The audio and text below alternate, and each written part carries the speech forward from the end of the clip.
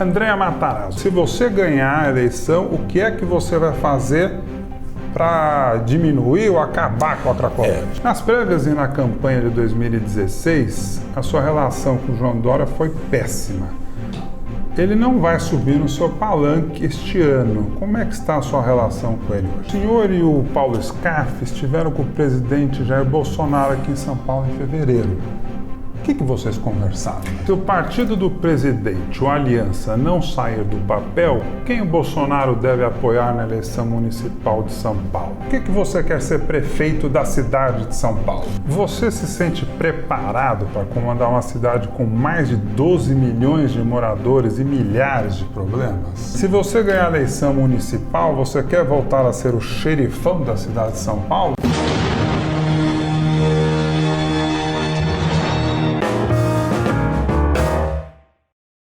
Antes de começar a minha entrevista com o pré-candidato à Prefeitura de São Paulo, Andréa Matarazzo, eu tenho um pedido muito especial. Inscreva-se no canal agora e ative o sino. Falta muito pouco para o Ping Pong com Bonfá chegar a 300 mil inscritos. Eu conto com você, hein? Você lançou a sua pré-candidatura à Prefeitura de São Paulo no ano passado. Por que você quer ser prefeito da cidade de São Paulo? Porque eu tenho convicção, Bonfá, que nós podemos mudar a realidade da cidade de São Paulo. Eu estou na área pública desde 95. Comecei meu primeiro cargo público, o professor José Goldenberg, de quem sou grande amigo até hoje, é uma personalidade extraordinária. Depois eu fiz a minha carreira toda, daí para frente, na área pública. Eu abri mão de estar na parte industrial, que é a origem da minha família, para me dedicar à área pública. E quando eu fui subprefeito da Sé, eu dei o primeiro passo para me preparar para ser prefeito de São Paulo. Por quê? Porque eu entendi na área pública, desde que eu entrei, que se você quiser, se você tiver foco e tiver com um objetivo e muita determinação, você muda a realidade do Brasil. Mas o meu interesse é mudar a realidade de São Paulo, que é uma cidade extremamente desigual, com uma qualidade de vida ruim para os seus moradores, mas principalmente para aqueles que estão fora do centro expandido. Você se sente preparado para comandar uma cidade com mais de 12 milhões de moradores e milhares de problemas? Problemas seríssimos, que todo mundo quer ser prefeito aqui, acha que ser prefeito é o início de uma carreira. Então o cara fala assim, vou ser prefeito de São Paulo para depois ser governador e ser presidente da República. A hierarquia não é essa, né? Você ser prefeito de São Paulo, numa cidade com 12 milhões de habitantes, que tem 3 milhões e meio de pessoas aproximadamente, sem saneamento básico, sendo a 8ª cidade do mundo, como você disse, e tem 1.260 favelas. É uma cidade cheia de problemas, com enchentes permanentes. Então, um núcleo, centro muito rico e uma periferia miserável, eu diria. Me sinto preparado, porque justamente eu fiz a minha carreira com esse objetivo. Então, desde o dia que eu entrei na prefeitura, que foi na gestão do Serra, por que eu não fui secretário, nada? Eu quis entrar como subprefeito, que é um microcosmo, vamos dizer, da cidade. Fui subprefeito aqui da Sé. Como eu fiz carreira no setor privado, você tem que começar embaixo, no chão da fábrica, para entender como é que funciona a cidade. Posso te dizer, foi essencial para mim, porque é um mundo completamente diferente. Muito mais difícil ser prefeito de São Paulo que ministro de Estado, por exemplo. Né? Eu acho até mais complexo ser prefeito de uma cidade de São Paulo do que governador de São Paulo, do Estado de São Paulo. Você acha que São Paulo é uma cidade administrável? Eu acho que é sim, se você souber definir suas prioridades. Vai ter um período... Tem a sensação que eu tenho que é tanto problema que parece um caos. Então, mas é um caos porque todo mundo, outro dia você sabe que até me perguntaram, André, você conhece a cidade, mas você fala muito parte por parte, você não fala da cidade como um todo. O problema é esse, achar ou falar São Paulo como um todo, você não vai chegar em lugar nenhum, vai ficar falando de Smart City, de coisas, como é que é a capital da gastronomia e etc. Você pode falar linhas gerais da São Paulo como um todo, mas São Paulo, a cidade, são 96 distritos, cada um deles diferente do outro, diferente no sentido geográfico, econômico e social. cada um com suas prioridades, seus problemas. Então são pequenas cidades, que não são tão pequenas assim, com prioridades diferentes, necessidades diferentes. Se você olhar assim, você consegue atender, você vai pelas prioridades de cada um desses lugares. Sabe por que eu te pergunto isso? Porque 12 milhões de pessoas é o número de um país. A população de um país. E países são administráveis. O que eu acho que, por ser uma cidade, muito difícil você sair como todo mundo quer. Todo mundo hoje em dia quer ser popular. Então faz pesquisa, vê o que o povo quer e sai repetindo aquilo. Só que nem sempre dá para fazer, porque todo mundo quer andar dos dois lados da rua ao mesmo tempo. E não dá. 12 milhões de pessoas você não vai agradar a todos. Nem 6 milhões você vai conseguir agradar, nem 4, nem 3. Então você tem que ter convicções, conhecer muito a cidade, conhecer muito a máquina pública e entender quais são as prioridades. Se você não fizer uma parceria da administração do município com a sociedade civil, você não vai administrar São Paulo, porque ser prefeito é ouvir a população, você vai ter que ouvir, mas é ouvir em função de prioridades locais, né? Não de temas gerais, né? Do dia a dia das pessoas. Porque eu me lembro, quando eu estava no Ministério, é muito bacana, porque você assina junto com o presidente as leis, você sente que você está escrevendo a história do país, mas você percebe que é uma coisa de médio, longo prazo. Na cidade, quando eu estava tanto na subprefeitura ou na secretaria de subprefeituras, que eram todas, era uma espécie da operação da cidade que cuidava da área de serviços, que é limpeza, iluminação e serviço funerário também. Aqui você pensa uma coisa ou toma uma decisão do seu escritório, na hora que você desce para almoçar já tem gente embaixo ou reclamando ou elogiando.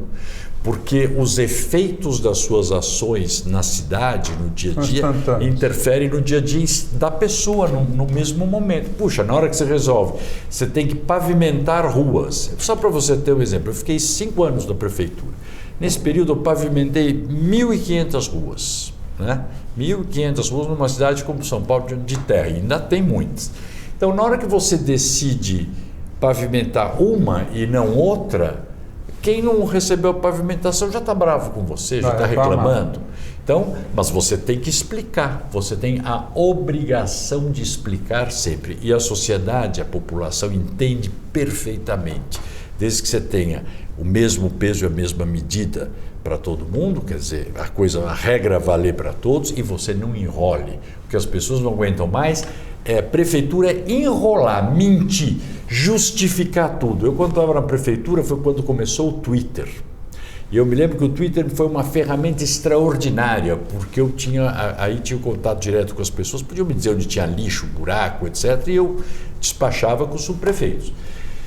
Então, eu percebia que a pessoa entende perfeitamente quando você fala não, odeia quando você fica enrolando. Quando você foi subprefeito da Sé e depois secretário das subprefeituras na gestão Kassab aqui em São Paulo, algumas pessoas elogiaram o seu trabalho e outras chamaram o senhor de fascista, higienista e exibicionista. Se você ganhar a eleição municipal, você quer voltar a ser o xerifão da cidade de São Paulo? Quero sim, porque eu acho que a cidade, uma cidade como São Paulo, do tamanho de São Paulo, os problemas que ela tem com 12 milhões de habitantes, se você não tiver uma certa ordem, não manter uma certa ordem, não manter o cumprimento das leis na cidade como um todo, você cria uma baderna. E ninguém gosta de confusão. As pessoas, eu sei que muita gente, na época me chamava de higienista, né, todas essas coisas, porque eu não tolerava e não admitiria, como não admitiria hoje novo, o que se tem hoje no Bom Retiro, na Cracolândia, que virou território livre para venda de crack. Então vamos lá, já porque que você tem lá um bairro que é refém dos traficantes. Ótimo, já que o senhor falou da Cracolândia, o Dória entrou e falou, vou acabar com a Cracolândia. O Bruno Covas está aí, a Cracolândia continua. O que é que, se você ganhar a eleição, o que é que você vai fazer para diminuir ou acabar com a Cracolândia? Eu acho que você não... aquela coisa... nunca diga que acabou, porque numa cidade do tamanho de São Paulo as coisas nunca acabam. Quando eu saí... aliás, não tem só Cracolândia, né? Tem várias Cracolândias. Você tem pontos de droga pela cidade toda. Quando eu saí da prefeitura, Lá naquela região eu tinha, se não me engano, cadastrado 180 pessoas, 190 pessoas. Hoje tem mais de 1.000. 1.800. Por que tinha sido tão reduzida? Porque antes de o Serra tomar posse, eu andava muito pela cidade e levei ele ver aquilo. Eu falei, Serra, estava horrível. Isso aqui é intolerável, porque você imagine para os moradores da região ou para o comércio da região, como é que você entra e sai de casa? Bom, então o que nós fazíamos lá? Então, primeiro, você sabe que dos 5 anos, eu acho que se eu deixei de passar lá 10 dias durante esse período, foi muito, porque todos os dias eu estava lá. E de madrugada, de noite, então tinha lixo na esquina, eu ligava, eu me lembro o Henrique, cuidava ele, Henrique, ô secretário, tudo bem? Não, tudo bem, mas tem lixo aqui na esquina da Barão de Piracicaba com a Rua Helvécia, precisa tirar, pode deixar que eu vou mandar o caminhão. Eu falava, ótimo, manda, porque assim que o caminhão chegar eu te aviso que chegou. E ficava esperando, porque senão eu sabia que a coisa não acontecia na velocidade que precisa. Então lá, primeiro, fazemos a fiscalização dos estabelecimentos. Aqueles prédios, bares, ferro-velhos, tinham licença de funcionamento? Muitos não tinham. Então, se não tem, não pode funcionar. E aí você ia olhar o ferro velho, o que eles faziam? Compravam tampa de bueiro, fio roubado, fomentando a economia do tráfico. Aqueles hotéis tinham a VBC... A vara do Corpo de Bombeiros? A autorização do Corpo de Bombeiros? Não tem, então não pode funcionar. Então, em condições físicas, tem licença da Prefeitura? Não tem. Outro estabelecimento, aqui a Comgás está reclamando que estão roubando gás. Interdita, claro, não pode roubar gás. Como roubando gás e deixa aberto? Ou está roubando água, também fecha. Então, você fazia isto permanentemente. A assistência social, permanentemente também cuidando das crianças do local, levando para o conselho tutelar, etc., tomando conta, porque você não tem cabimento de deixar crianças lá. Enfrentando algumas ONGs, tinha uma ONG lá na época que chamava-se Edley, nunca vou me esquecer isso, ele ia com uma van bonita e distribuía uns kits que pareciam umas caixas de óculos franceses, que dentro tinha seringuinha, agulha, o espelhinho, manteiga de cacau, que era para redução de danos. Tudo bem, redução de danos para gente da sua idade, da minha idade, mas não para criança. E isso foi um drama, porque aí começaram que eu era higienista. O que eles queriam? Que era um absurdo fazer o que eu estava fazendo, porque as pessoas sairiam de lá, era muito mais difícil para eles, ONG, encontrarem e ajudarem. Eu falei, bom, então ótimo, vamos deixar aqui o lugar para vocês ficarem facinho de trabalhar, vamos deixar aglomerar. Proibir o negócio de sopão à noite. Então, medidas antipáticas para quem está de fora olhando e não sabe a realidade. Por quê? Tinha o cara distribuindo aquela sopa com a caneca e do lado o despachante do traficante entregando a pedra para o cara. Você vai deixar isso daí? Não, quer distribuir só sopa. Então, aí lavava 4 vezes por dia a região. Tudo bem, André. Não, pera, vou te dizer, você vai falar tudo bem. Essas medidas todas começaram... Você voltaria a fazer tudo isso de novo? Não, espera um pouco. Por que essas medidas todas? Por que lavar 4 vezes por dia? Não era só limpeza. Porque o traficante também, foi coisa que foi aprendendo com a polícia, ele deixa a pedra, como começa a ter muito policiamento, atrás daquele tijolo, no pé do poste, escondido. Todas essas medidas juntas começou a ficar antieconômico para o traficante. Ele não conseguia mais estar dentro do hotel, não conseguia estar dentro do ferro velho. O que aconteceu? O traficante, a polícia estava permanentemente, o traficante começou a sair. Na hora que o traficante sair, as pessoas que estão lá vão embora.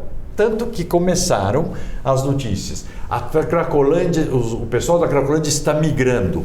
Estavam migrando, porque eles não são moradores do lugar. Eles só estão lá porque o traficante está lá. Mas, Andréia, então, eles são viciados. A gente tem, no mínimo, 1.700 viciados lá. Que tem que ser cuidados. Essa era a minha tese e por isso que, na época, me massacraram. Na época, ideologicamente, você falar em internação compulsória ou internação era um crime para a esquerda.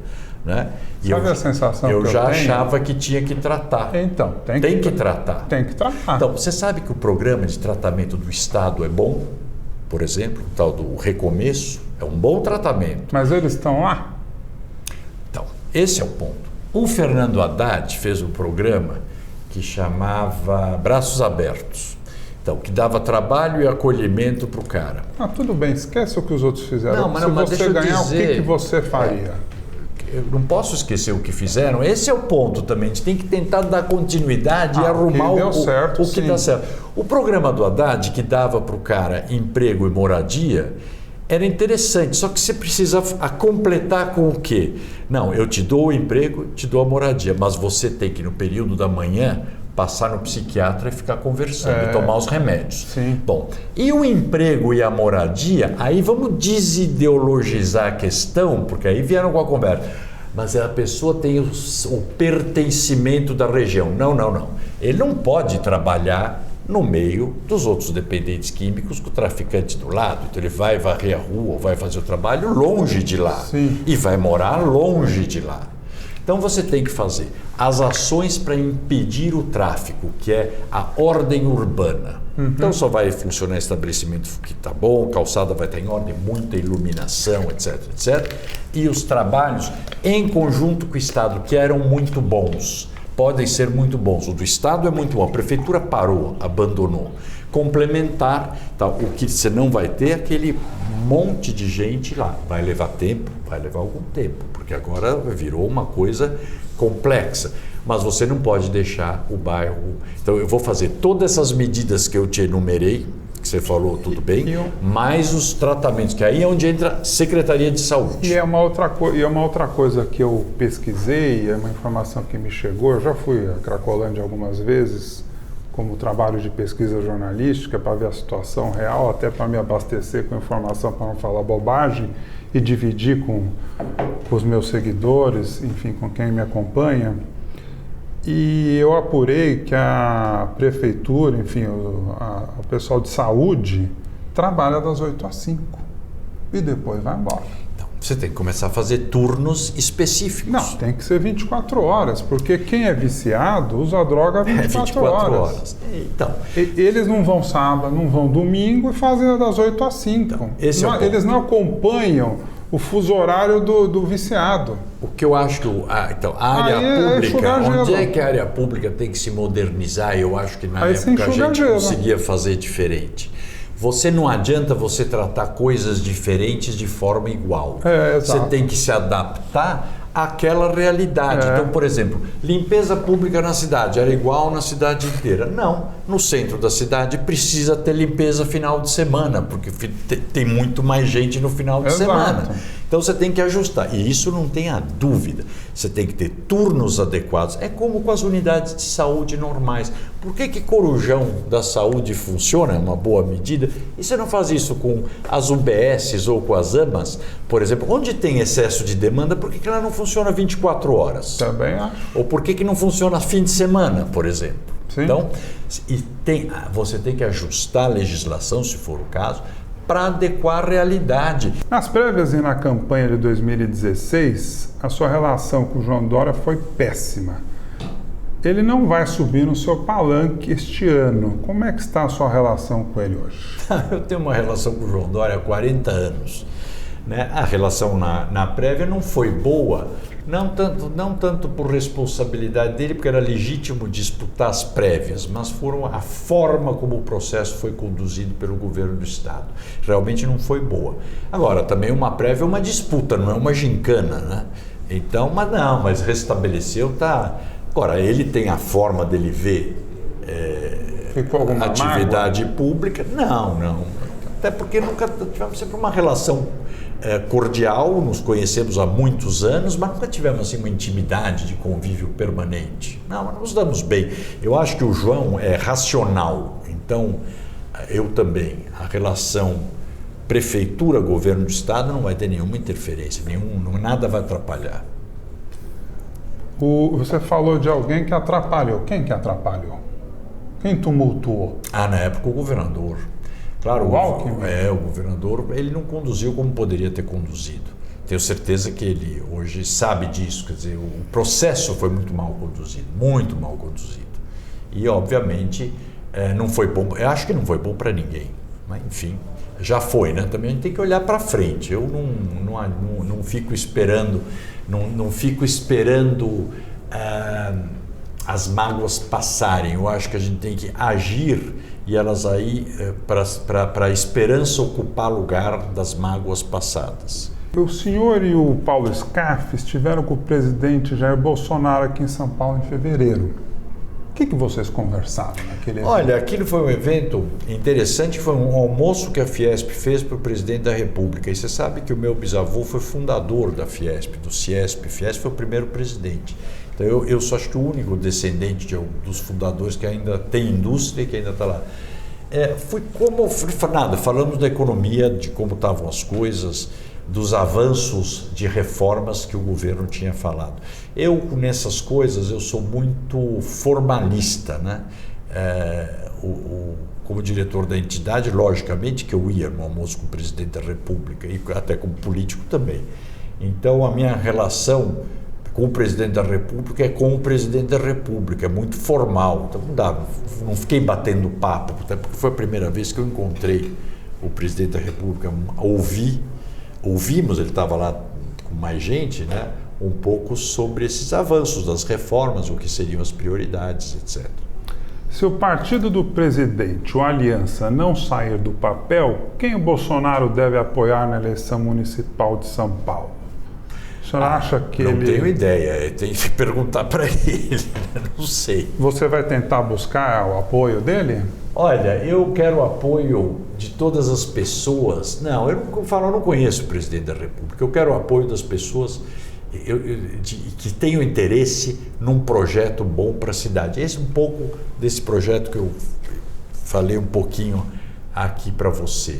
Dos eleitores, claro, quanto mais eleitores eu quiser, eu farei. Mas eu não vou fazer concessões que aviltem a minha forma de pensar dos últimos 30 anos na política. Eu acho que eu tenho convicções e uma delas é que a gestão da cidade de São Paulo ela tem que ser suprapartidária, ela tem que ser muito objetiva. Como eu disse para você, o buraco não é de direita nem de esquerda, a gente tem que resolver os problemas de São Paulo. Então, claro, eu quero o apoio dos eleitores, mas o presidente da República não vai se envolver em eleição municipal. Eu acho que até por isso que o partido dele não vai sair a tempo. Como é que está a sua saúde? Minha saúde está ótima, viu? Graças a Deus e a certos cuidados que a gente vai tomando. E aos médicos, né? Você teve um problema de saúde grave recentemente. Tive. O que aconteceu? Não, eu tive um problema de câncer. Já tive problema de câncer de pele, porque de pele muito clara, e tive um linfoma. Mas que eu peguei... Como eu sou muito paranoico com essa coisa de doença, então eu faço o exame sempre que dá, né? E fui cuidar de uma coisa, de um pequeno início desse linfoma, que tratei. O que você teve Operei, que fazer? tratei, fiz imunoterapia, radioterapia e resolveu o problema. Já faz quase 2 anos. E faço as revisões periódicas, né? Nos conte alguma coisa sobre você que ninguém sabe. Coisas que eu gosto, né? Por exemplo, que eu assisto muita novela, ninguém sabe, né? Poucas pessoas sabem, mas eu adoro. É mesmo? Gravo novelas até. Agora você grava mais fácil, tem no Globoplay, etc. Noveleiro, é? Sempre fui, porque primeiro eu adoro arte, adoro a cultura, né? Isso é uma das minhas paixões. E desde a minha convivência com o Titilo Matarazzo, com quem eu andava e me contava toda a história dos museus, da Vera Cruz de cinema, do Teatro Brasileiro de Comédia, quando os atores que vieram na época, a mulher do Franco Zampari. O Franco Zampari era diretor da Metalúrgica, né, da nossa empresa, e ela também conta. Enfim, sempre fui muito ligado nisso, tanto que fui secretário de Cultura do Estado. E tive a honra, para mim isso foi bacana até de contar, de reinaugurar o prédio do antigo Detran, o MAC. Então, do lado da placa de inauguração do MAC, está a placa de inauguração do Parque do Ibirapuera, assinada pelo Titilo Matarazzo, que era o presidente da comissão do 4º centenário, e a do MAC, que é o museu que o Titilo doou, instalado naquele lugar. Então eu sempre fui muito ligado nessa coisa da cultura e gosto. E televisão é uma das coisas que eu gosto. Novela, principalmente, é uma coisa que eu acho que ela retrata muito o cotidiano das pessoas de forma idealizada, né, pelo autor normalmente. E e um pouquinho estereotipado, sempre o que é bom, é importante porque chama atenção. Isso é uma das coisas que eu gosto muito. Outra coisa que poucas pessoas sabem, nem sei como é que você pôs aí, que eu era radialista. Não é bem radialista, mas eu tenho um programa de rádio. É por isso que eu coloquei. Há 12 anos, na Rádio Capital, chamava A Cara do Povo, agora chama Ligado no Matarazzo, líder de audiência dos sábados, entre todas as rádios. Eu tenho paixão por isso, é um programa ao vivo de 2 horas. E durante o ano, eu faço umas temporadas de madrugada, da meia-noite às 2, ao vivo também, só para falar com ouvintes. E aí que eu vejo, por exemplo, a solidão que existe em São Paulo, como as pessoas são sozinhas. E quanto o rádio é uma companhia extraordinária para as pessoas. E o rádio tem essa característica também que você tem que... Agora que eu estou começando a fazer transmissão pela internet junto, porque o meu ouvinte não é muito de ver pela internet, pode ser que pegue outros.